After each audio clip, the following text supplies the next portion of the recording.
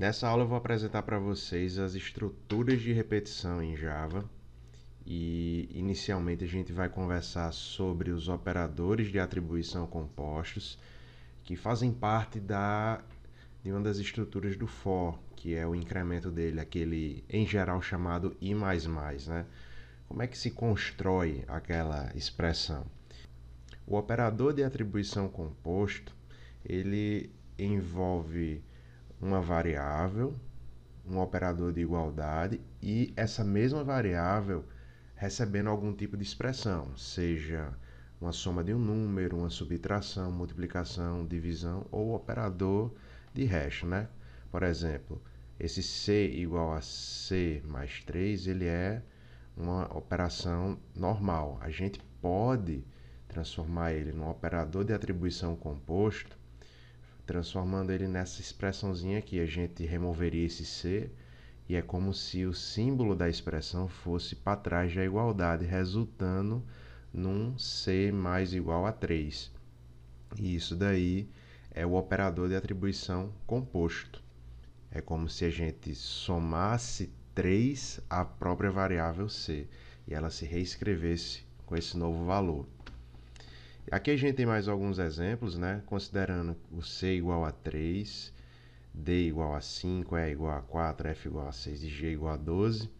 O operador mais igual, o resultado da expressão c mais igual a 7 seria 10, porque c já tem o valor 3.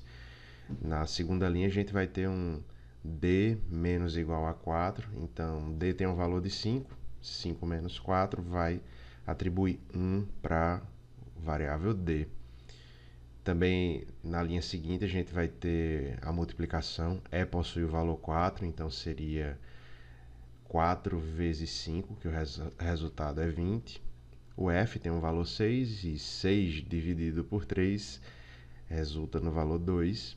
E o porcento é o operador mod de resto da divisão. Quando a gente divide 12 por 9, o resultado é 1, mas vai sobrar aí um restinho que é o 3, então ele pegaria o 3 e colocaria nessa variável g. Muito bem, e aí a gente vai ter os operadores de incremento e decremento, que são os operadores unários, né? Em geral a gente utiliza assim i++, i menos menos, mas isso daqui é o operador de atribuição composto. A expressão seria assim i igual a i mais 1, que se transformaria em i mais igual a 1. Então, como forma de fazer uma abreviação dessa expressão, a gente utiliza mais ou menos para incrementar ou decrementar. E é interessante porque a gente pode usar mais ou menos antes ou depois da variável. Então, se a gente usar mais i, a gente está utilizando o operador de pré-incremento e vai ter um comportamento. E se utilizar i++, que é como a gente utiliza no for, na estrutura de repetição for, que a gente vai mostrar já já, ele vai funcionar como um pós-incremento. Mas o que diferencia aí do comportamento do código quando a gente utiliza essa expressão? Então, o pré-incremento, ele incrementa a variável a em 1 antes dela ser utilizada na expressão. Quando a gente utiliza o pós-incremento, ali no a++, a gente vai estar utilizando o valor de a na expressão, mas se tivesse mais, ele, ao final dessa linha de código, ela vai ser incrementada do valor 1. Então a gente vai ver como isso vai acontecer já já, tá? E o menos menos vai, da mesma forma, decrementar o valor da variável b antes de ser utilizado na expressão. E b menos menos vai utilizar o b na expressão, porque vocês vão ver que ela começa a ser resolvida da esquerda para a direita, essa expressão, mas ao final dela b é decrementado de 1. Então no código seria mais ou menos assim. Considerando que a gente vai ter a variável a igual a 0 e b igual a 10, quando a gente faz um system out println de a++, que valor vocês pensam que vai aparecer aí no código? Então, na linha 7, o resultado vai ser 0. Mas, professor, e esse a++? Então, vai ser exibido o valor 0, mas a variável A vai ser incrementada. Tanto que na linha 8, quando você pede para mostrar o valor de A, ele mostra 1. Considerando isso, né, qual seria então o resultado da linha 9? Da linha 9 a gente tem um operador de pré-incremento, no caso pré-decremento, né? Então B tem o valor 10, quando ele vê menos menos B ali, ele vai transformar esse 10 em 9. Então o resultado que vai aparecer no console da linha 9 vai ser 9. E aí a gente pega esse 9, né, na linha 10 e vai fazer o operador de pós-incremento. O resultado vai ser 9, mas o B vai ser incrementado. E quando ele for incrementado, na linha 11 o resultado vai ser 10. E aí é o que vai aparecer no console como resultado do operador de pré-incremento e decremento. Pré e pós, né? Incremento e decremento. E agora, como é que vai ser esse resultado no console? Considerando que C é 0 e eu estou jogando ali na variável D o valor de C++, o que é que vai aparecer na linha 15 no console? Vai aparecer 0, porque ele joga em D o valor de 0, mas C++ vai resultar no incremento. E na linha seguinte, na linha 15, C já está com o valor de 1, mas ele jogou em D somente o valor de 0.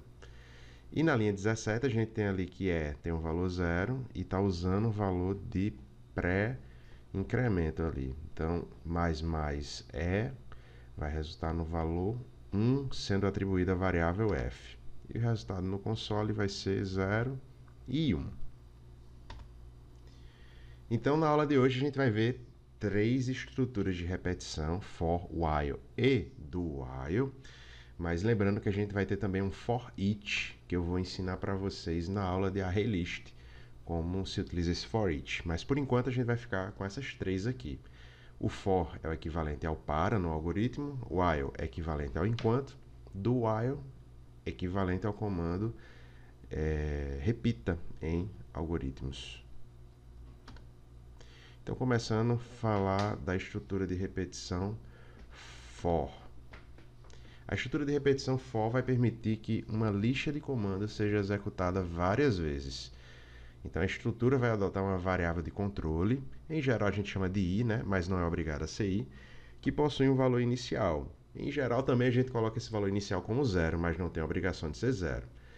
A cada iteração no laço, o valor da variável de controle vai ser incrementada ou decrementada com algum valor, mas em geral a gente coloca o valor 1.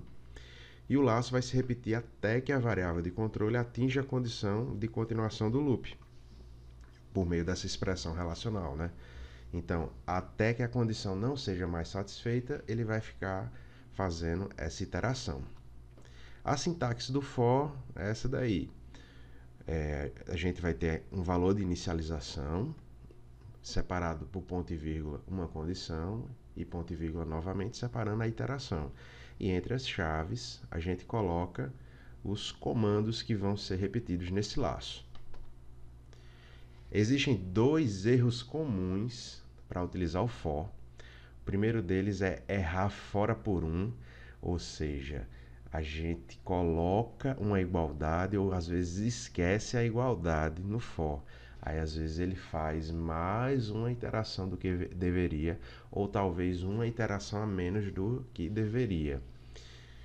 E também existe um outro erro que é colocar o ponto e vírgula aqui, ó, entre o parênteses que fecha o for e a abertura das chaves. Quando a gente bota um ponto e vírgula aqui, ele vai entender que esse for não tem um laço de repetição. E aí esse trecho de código vai ser executado, porque você pode abrir chaves e fechar chaves, não vai meio que mostrar o erro. E vai ficar bem difícil de visualizar. Então, muito cuidado com esse ponto e vírgula ao final do parênteses do for. E a gente não tem obrigatoriedade de colocar nenhum dos 3 valores ali, nem inicialização, nem a condição de parada, nem o incremento. Você observa nesse trecho de código aqui que na linha 13 eu inicializo a variável fora do for. E na linha 14, o campo onde eu colocaria o valor de inicialização, ele fica ausente. Então eu abro parênteses e coloco ponto e vírgula. É possível fazer isso? Sim, tranquilamente. Já na linha 16, eu estou suprimindo o valor de incremento. E se eu não colocar dentro das minhas chaves o valor de incremento, ele vai entrar no loop infinito. Então, eu posso fazer dessa forma? Sim, mas é preciso colocar um incremento dentro do laço do for para que ele saia do loop infinito. E também podemos não colocar a condição de parada, que seria o exemplo da linha 18. É possível ter esse trecho, não vai dar erro, e o Java vai entender que isso daí é um loop infinito, porque você não deu nenhum tipo de condição de parada. Então esse primeiro exercício diz para você fazer um programa que escreve lado a lado os números de 0 a 300. A gente vai utilizar, ao invés de system out println, vamos usar somente um print, que não quebra a linha, para resolver esse probleminha aqui. Então é relativamente fácil. Atenta que a gente colocou na linha 3 a declaração da variável i fora do for, então não precisa colocar int i novamente aqui. Então colocando de 0 até menor ou igual a 300, incrementando de 1 em 1. Então a gente coloca um system.out.print sem o ln aqui, a variável i somado com um espacinho, né, para os números não ficarem pregados um ao lado do outro. E assim a gente resolve o exercício 1. O exercício 2 pede que o usuário digite 10 números e em seguida calcular e exibir a média de todos esses números. E aí eu levanto a pergunta, né? É preciso declarar 10 variáveis para armazenar cada um desses números? Não, não é preciso, né? A gente pode somente ir somando esses valores e ao final dividir por 10. É uma forma da gente resolver isso sem declarar as 10 variáveis, né? Então atenta como a gente declara as variáveis aqui na linha 6 e eu coloquei a variável soma recebendo o valor 0. Então a gente faz um for que começa de 1 indo até 10, incrementando de 1, pede para o usuário digitar o número e com o objeto da classe scanner a gente lê os números inteiros e faz o soma igual a soma mais num. Essa linha 11 aqui poderia virar um operador de atribuição composto. Poderia ser substituída por soma mais igual num. Daria o mesmo resultado. E ao final, para exibir, a gente pega o system out println, escreve a média aqui, em azulzinho é o que vai aparecer como texto, e concatena com soma dividido por 10, entre parênteses, para a soma ser feita corretamente. Ou você também poderia criar uma variável média aqui e jogar esse resultado e exibir somente o valor da variável média. A terceira questão pede para fazer um programa que recebe a idade de 10 pessoas e informa qual é a maior idade. É um pouco parecido com a questão anterior, mas a gente vai ter a estrutura condicional if dentro de um for, validando se o que o usuário digitou é de fato a maior idade. Para fazer isso, a gente vai precisar da variável maior, que eu coloquei ali iniciando com 0, porque não existe idade negativa, né? Então a gente fez aqui ó, o for começando de 0 até menor que 10, então ele vai de 0 a 9, totalizando 10 iterações, incrementando de 1 em 1. Então a gente pede para o usuário digitar a idade. Salva a idade que o usuário digitou na variável idade, e aí a gente compara. Ó, se essa idade que o usuário digitou é maior do que a variável maior. Como eu coloquei o valor 0 aqui, muito provavelmente, na primeira vez que a gente fizer essa execução, já vai pegar a variável, o valor que o usuário digitou, vai pegar o valor maior. E aí, idade que o usuário digitou, por exemplo, 1. 1 é maior do que 0? É. Se for, então a variável maior vai receber o valor da idade. E aí isso vai acontecendo 10 vezes e toda vez que o usuário digitar uma idade que for maior do que a que esteja armazenada, ele vai entrar nesse if e vai fazer essa atribuição. Ao final a gente faz a exibição do valor maior. E por fim, a gente vai fazer um programa que vai exibir os números de 30 até 1. Então é uma forma diferente somente com relação ao valor inicial e o operador de incremento que vai ser de decremento agora, né? Somente a estrutura do fork vai ficar diferente. Então a gente faz um fork com i começando em 30 até que ele seja maior ou igual a 1 e decrementando i menos menos. Na hora de exibir, não esquece de colocar o espaço para fazer esse resultado aqui. Agora a gente vai apresentar a estrutura de repetição while, que significa enquanto, né? Ele vai permitir especificar que um programa deve repetir uma ação enquanto uma condição for verdadeira. Então a gente pode ler ele assim, ó: enquanto houver mais itens em minha lista de compras, comprar o próximo item e riscá-lo da lista. Então essa ação de comprar o próximo item e riscar da lista vai ser repetida enquanto houver itens nessa lista de compra. É uma forma de interpretar a estrutura de repetição while. Então, o while vai permitir que um ou mais comandos sejam executados várias vezes enquanto a condição de controle for verdadeira. A sequência de comandos vai ser sempre executada enquanto essa condição aí for verdadeira, tá? Quando ela se tornar falsa, aí o fluxo do código vai sair desse loop e vai para a linha seguinte ao while. Naturalmente, pode ocorrer que a sequência não seja executada nenhuma vez, né? Se o while fizer uma condição que não é verdadeira, ele nem entra nessa estrutura e já passa para a linha seguinte. A sintaxe do while é essa daí.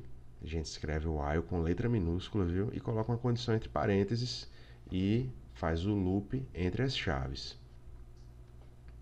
Tem um erro muito comum com o while, que é não fornecer no corpo da instrução while uma ação que faz com que a condição se torne falsa. Ou seja, não ter um incremento ou não ter um valor de variável que vai interpretar que vai acontecer a parada no loop. Por exemplo, digite um valor até receber 0. Quando receber 0, aí ele para de fazer o loop. Então, um erro comum no while é criar a variável contador dentro do laço. Então, a gente coloca lá um int contador mais. Se você fizer essa criação da variável dentro do laço de repetição, ele vai estar sempre criando e sempre zerando a variável. Então, ele acaba fazendo um loop infinito.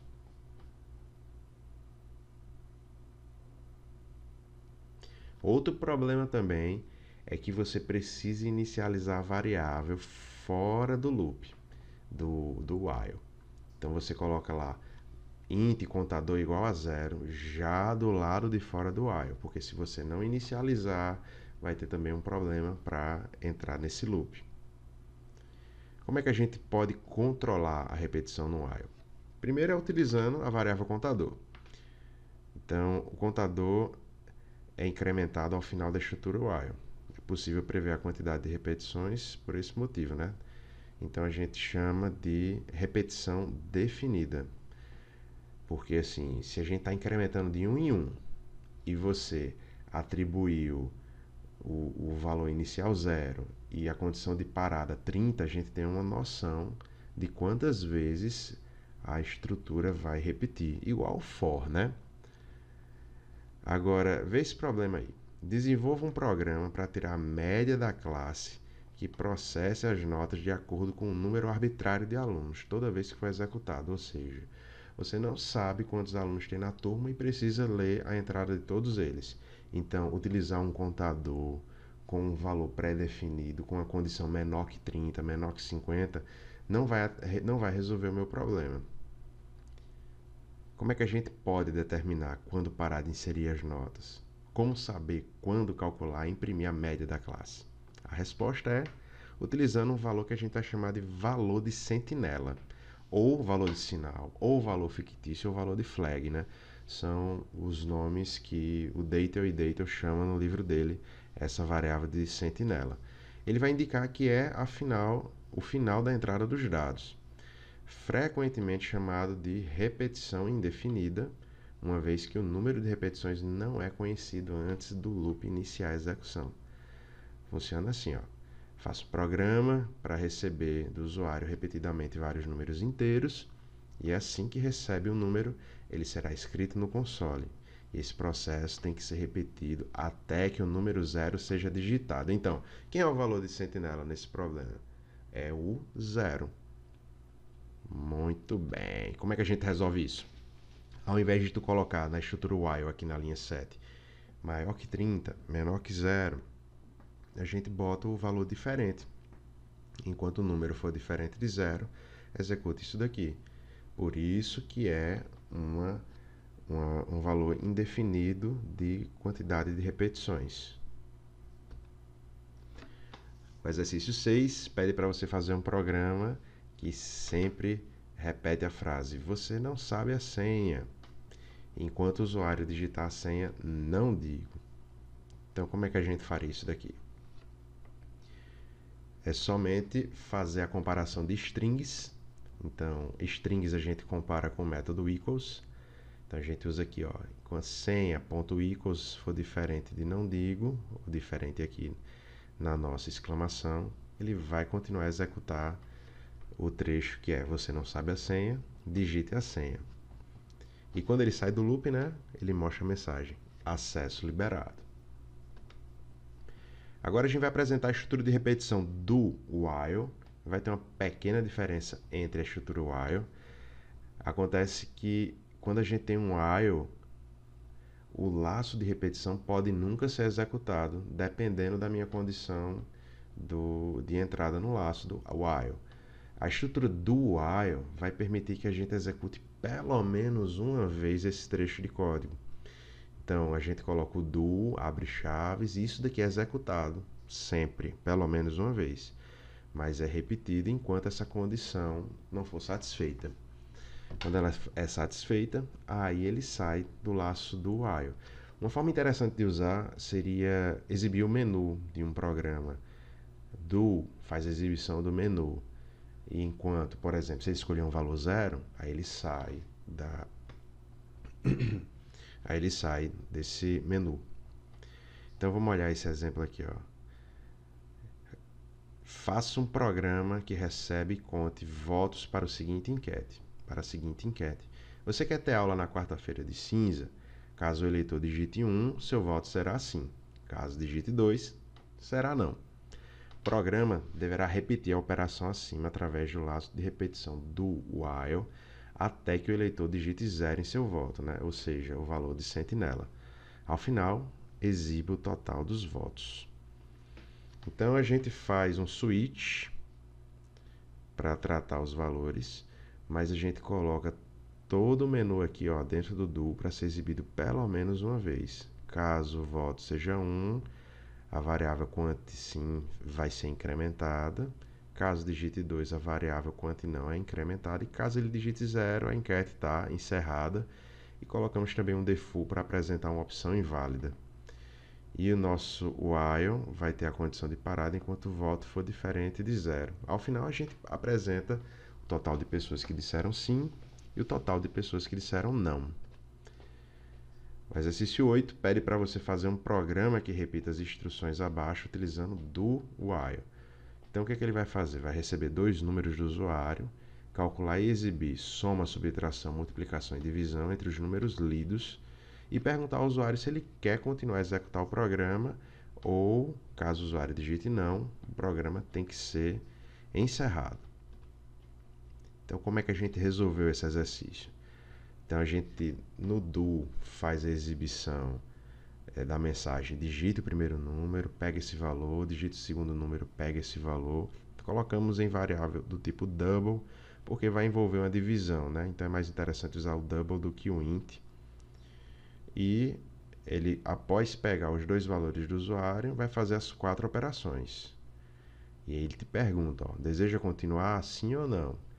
A variável continua do tipo string, tá? Eu declarei lá aqui na linha 7 do tipo string, vai pegar o que o usuário digitar.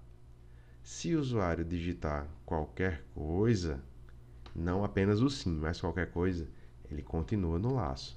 Mas quando ele digitar não, a condição vai ser satisfeita e o programa vai ser encerrado.